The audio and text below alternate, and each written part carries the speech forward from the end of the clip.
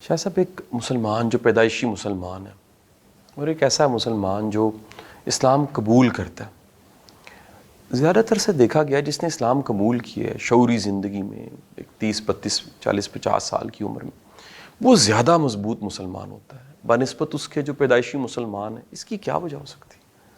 بہت سمپل وجہ ہے۔ جو اپنی فری ول پر مسلمان ہوا ہے وہ ظاہر ہے بڑا سوچ سمجھ کے ہوا ہے۔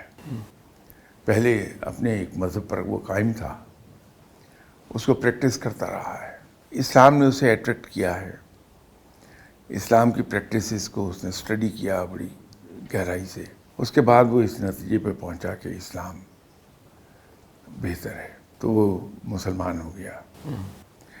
اب چونکہ اس نے شعوری طور پر ہر چیز کو پرکھا ہے اور بائی چوائس وہ مسلمان ہے، بائی برتھ مسلمان نہیں ہے، تو اس لیے اس کے عقائد میں شدت ہوگی، اس کی پریکٹس میں شدت ہوگی۔ یہ بہت ہی نیچرل چیز ہے اور آبویس ہے کہ جو آدمی بائی چوائس جس چیز کو اختیار کرے گا اس کو اپناتا ہے، وہ اسے اون کرتا ہے۔ صحیح سر۔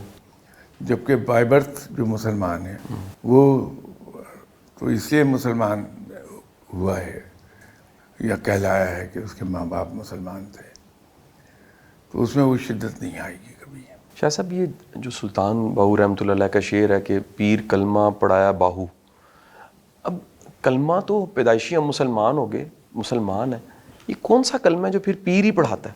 سلطان حق بہو صاحب کا یہ جو فرمان ہے، اس سے ان کی مراد یہ نہیں ہے کہ جب کسی کو ہم مسلمان کرتے ہیں تو اسے کلمہ پڑھاتے ہیں، یا ہم خود مسلمان ہوتے ہیں تو کلمہ پڑھ کے مسلمان ہوتے ہیں۔ ان کے اس کلام میں بہت گہرائی ہے۔